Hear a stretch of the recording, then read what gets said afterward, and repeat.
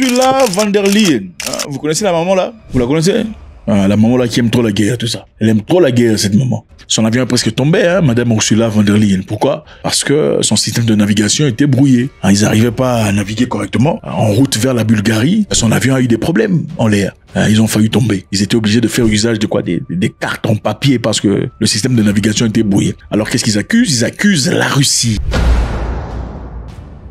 Ouais, évidemment, les amis, l'Union européenne accuse la Russie de vouloir faire tomber Madame Ursula von der Leyen.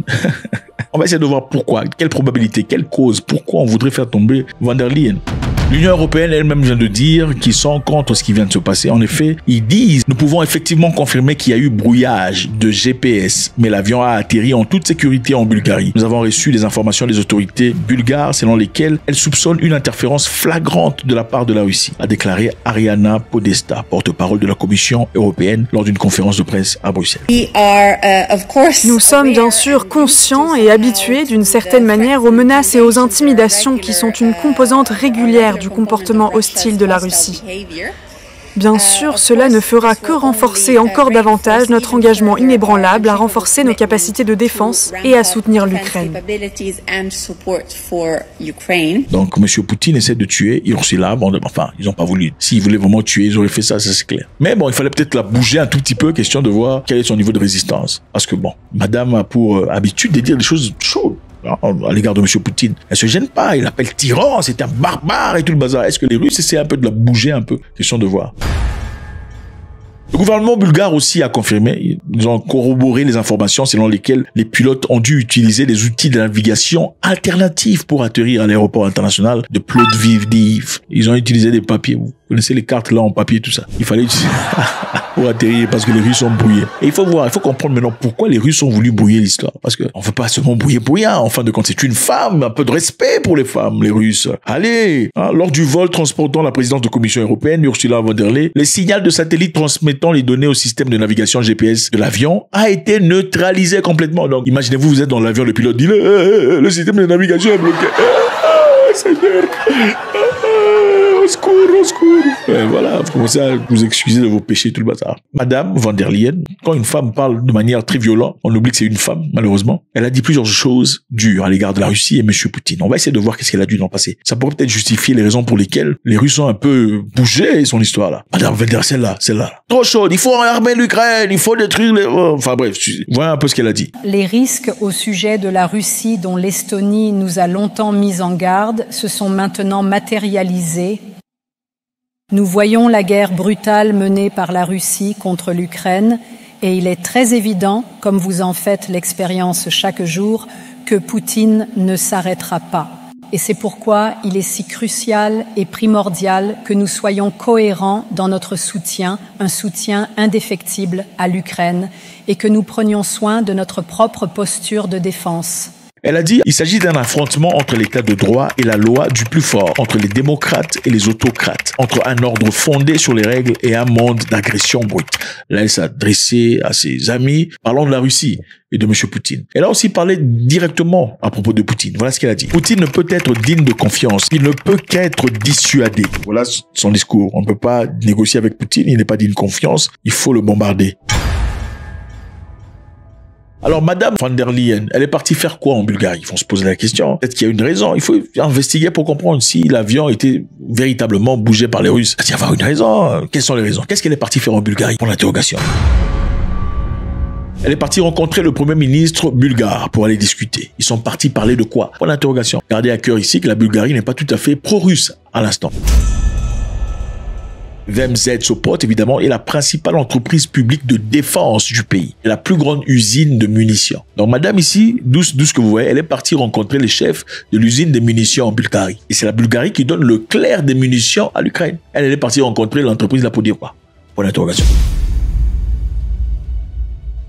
Elle a annoncé les plans d'investissement de l'Union européenne pour augmenter la production des munitions, moderniser les installations et construire une nouvelle usine de poudre avec la création attendue de 1000 emplois. Création d'une usine de poudre à canon, poudre à feu, poudre pour fusil. Ok? Investissement pour créer une usine de poudre pour fusil. Et avec ça aussi créer 1000 emplois. Est-ce que vous pensez que Poutine sera content avec ça? Elle a souligné le rôle crucial de la Bulgarie dans le soutien à l'Ukraine, notant qu'un tiers des armes utilisées en Ukraine proviennent de la Bulgarie. Donc c'est la Bulgarie qui finance matériellement l'Ukraine. Son message était clair, madame. L'Europe doit être prête à se défendre car l'économie militaire de Poutine ne montre aucun signe de ralentissement. Donc, comme vous le voyez évidemment, madame, sa visite n'est pas symbolique, c'est un geste tactique de solidarité et une poussée vers une intégration plus profonde en matière de défense. Alors il fallait la bouger un peu pour qu'elle s'en dise « On ne rigole pas avec les russophones » et tout le bazar. Maintenant, nous allons en Ouganda. L'Ouganda, c'est ici. La carte, c'est un endroit très intéressant. Si vous n'avez jamais été, je vous encourage vivement. On ne peut savoir si on est bête, si on ne vit qu'avec des gens bêtes. Autrefois, on disait, on ne peut savoir où on se situe dans la vie si on a pour élément les comparaisons des gens comme soi ou des gens plus abrutis que soi. Des fois, on se perçoit très intelligent parce qu'on vit avec des abrutis. Il est quelquefois essentiel d'aller ailleurs, aller visiter un autre pays différent, où on ne parle pas français et autre chose. Allez là-bas pour voir. Les Ougandais sont des gens tirés sur le volet, des gens qui étudient, des gens forts intellectuellement, des gens productifs. L'Ouganda est très intéressant. C'est un pays très intéressant. Je vous encourage vivement. C'est un pays sécurisé. En tout cas, pour la grande majorité des faits, vous y passerez un moment très agréable. Alors en Ouganda, les gens sont très en colère. Pas en Ouganda, évidemment, les panafricanistes ne sont pas du tout contents. Pourquoi? Parce que monsieur le président ougandais a accepté de recevoir des refoulés aux États-Unis d'Amérique. Donc, des gens qui sont refoulés par Donald Trump seront désormais acceptés par l'Ouganda. Et le président ougandais a spécifié qu'il préférait des refoulés africains. Donc, envoyez-moi tous les Africains. Moi, je veux les Africains. Les Africains ne sont pas contents du tout. Comment ça se fait qu'il peut faire ça? Est-ce une trahison pour la cause africaine? Est-ce un traître? Comment peut-il accepter ces histoires? Je pense qu'il est essentiel de rappeler que l'une des raisons pour lesquelles nombreux Africains vont ailleurs, ce n'est pas pour rentrer chez eux à la maison. Ça, c'est évident. Nombreux partent aux États-Unis, en Europe, dans l'objectif d'y rester, espérant pouvoir amasser une manne, de rentrer au pays étant riche, ou en tout cas financièrement établi, dans l'objectif de faire vivre à leur famille une vie nimbée de bonheur. Mais la réalité est toutefois très différente de cela. Pourquoi? Parce que la majorité des gens qui vont en Europe, malheureusement, ne rentrent pas, il faut le dire. Il y a des gens qui sont en Europe depuis 30 ans. Pourquoi? Parce qu'ils attendent avoir cette manne financière qui pourrait finalement leur permettre de rentrer à la maison et bâtir des immeubles. Alors on te considère comme échec de la famille, n'est-ce pas?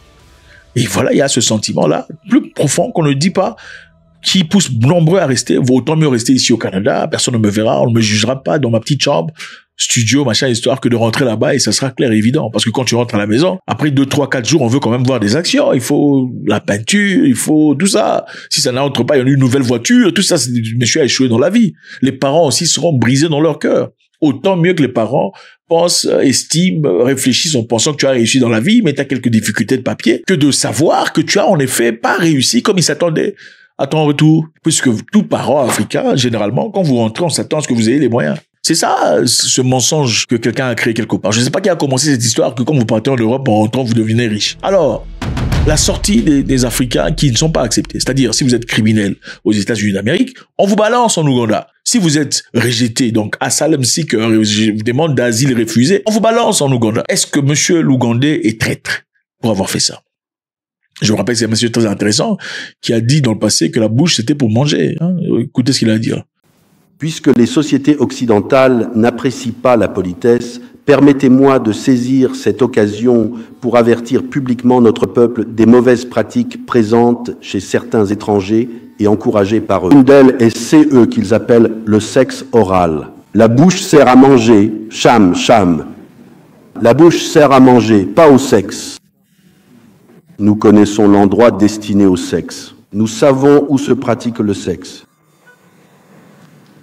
La bouche, c'est pour manger. Il faut vous servir de votre bouche pour manger, pas pour mettre ça entre les jambes de quelqu'un. C'est ce qu'il dit là. La bouche, c'est pour manger, monsieur le président, il a dit. Alors, ce n'est pas le premier à le faire. Il y a aussi le président rwandais, dans le passé, qui a accepté quelque chose de très similaire avec la Grande-Bretagne. La Grande-Bretagne finançait le Rwanda à hauteur de plusieurs centaines de millions de dollars pour construire des immeubles, des appartements, afin d'accueillir les immigrés, les illégaux qui partaient en Grande-Bretagne à l'époque. L'objectif, c'était de rediriger ces personnes au lieu de rester sur la terre britannique, où évidemment, ils dépenseront l'argent du contribuable à hauteur de 20 millions de dollars par jour, évidemment pour nourrir les réfugiés. Vous partez pas chez vos pays voisins parce que là-bas on vous donnera rien, vous le savez, c'est évident.